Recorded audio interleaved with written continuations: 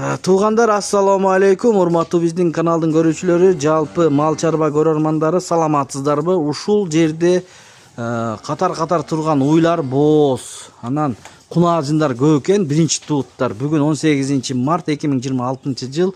Бул американка бооз, жакын боозуна желин көрдүңүздөрбү, туугандар?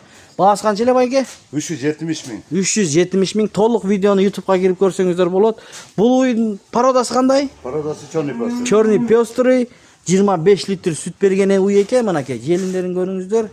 Кенендиктерин баасы 350. 350 миң сом. Анан кийин швиц 260 миң. 260 миң. Бооздугу Боздугу 8 ай болду. 8 ай бооз.